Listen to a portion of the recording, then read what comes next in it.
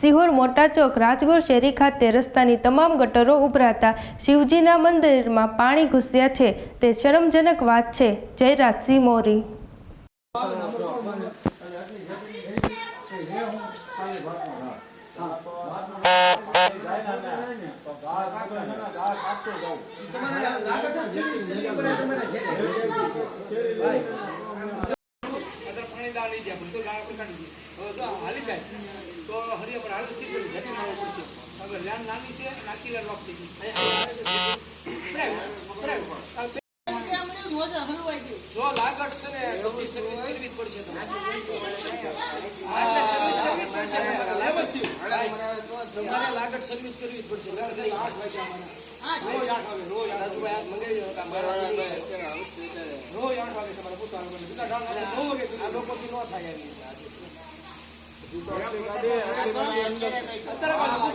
मोटा भाई आखा शिहोर में अत्यारे नरकाकार जेवी परिस्थिति है।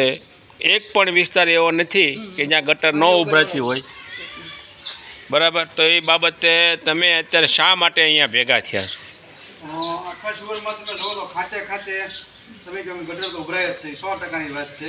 પણ હવે તો કહેવાય ને કે 66ના પાપે શંકર ભગવાનને સવાસરમાં દૂધની બદલે ગટરના પાણી ચડાવવા પડ્યા કે ચડી ગયા। તમે જોઈ શકો તો અહીંયા રાજગોર શેરીમાં મહાદેવનું મંદિર છે, ત્યાં ગટરનું પાણી એટલું બધું ગાળ ને એવું બધું અંદર આવી ગયેલું કે એની હિસાબે મંદિર અને મંદિરમાં આખું શિવલિંગ ઢંકાઈ ગયું, એટલું ગટરનું પાણી ભેગું થઈ ગયું। પ્લસ કે આ બધું જે થયું તો આપણે કોઈને અધિકારીને કહીએ તેમ કે એટલો મોટો વરસાદ થયો છે એટલે થોડુંક તો રહે જ તે, પણ થોડુંક નહીં, આ તમારા પાપે કંઈ થતું નથી। ખરેખર પ્રી મોન્સૂનમાં તમારે અગાઉ દરેક વિસ્તારમાં તમારે ગાળ કાઢવા પડતા હોય છે, પણ તમે જોવા આવો ને ગમે એના ઘરે જઈને પૂછી લો, એક પણ વિસ્તારમાં કોઈથી ગાળ કાઢવામાં આવેલો તો જ નથી।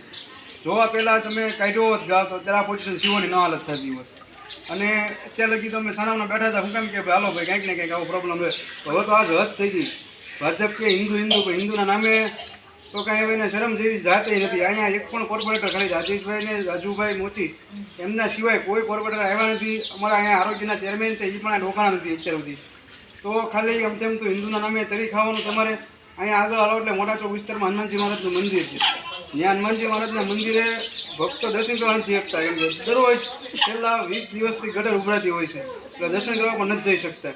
ખરેખર હવે તો આ પાલિકાને કંઈક સદબુદ્ધિ આપે, અને એટલા માટે અમે આજ અમારા વિરોધ પક્ષના નેતા જયરાજભાઈ મોરીને પણ અહીં બોલાવ્યા છે કે એને દેખાડ્યું। જયરાજભાઈ મોરીએ અધિકારીને પણ ઠપકો આપ્યો છે અને ઉપર રહીને ગટરનું કામ ચાલુ કરાવ્યું છે, અને આગામી આવું ન થાય એની ખાતરી આપવા માટે જયરાજભાઈ અમને બાંહેધરી આપેલ છે।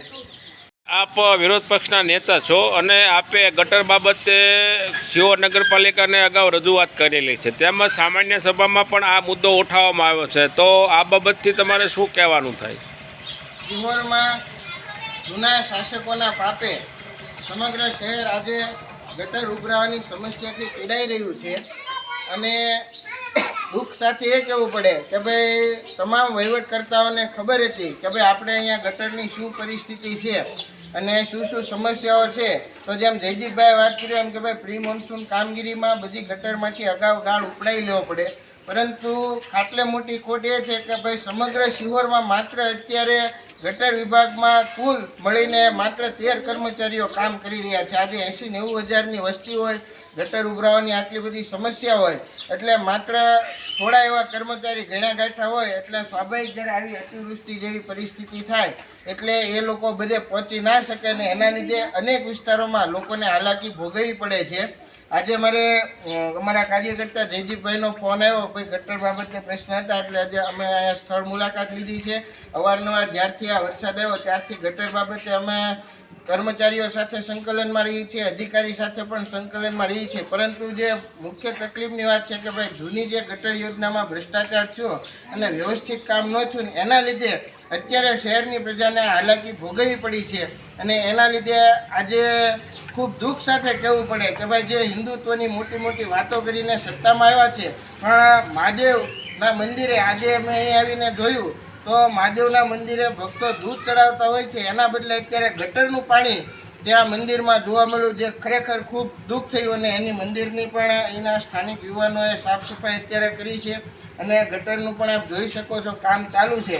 પણ આ એવી વાત છે કે ભાઈ આટલી મોટી વસ્તી હોય, આટલો મોટો પ્રશ્ન હોય ત્યારે ઘણા ગાંઠા કર્મચારીઓ કામ કરે, કેમ કે માનવોની કામ કરવાની એક મર્યાદા હોય છે, એની કામ કરવાની ક્ષમતા સીમિત હોય છે. એટલે સ્વાભાવિકપણે અમારી એ પણ માગણી છે કે ભાઈ એમાં જે કર્મચારીઓ હાલ પૂરતા એમાં વધારવામાં આવે અને જે ગટરની જે કાંઈ પણ હજી આપણને અત્યારે સમય મળ્યો છે તો બધી ગટરોમાંથી ગાળ કાઢવાની પ્રક્રિયા છે એ પૂરી કરવામાં આવે એવું અમારી એક માગણી છે.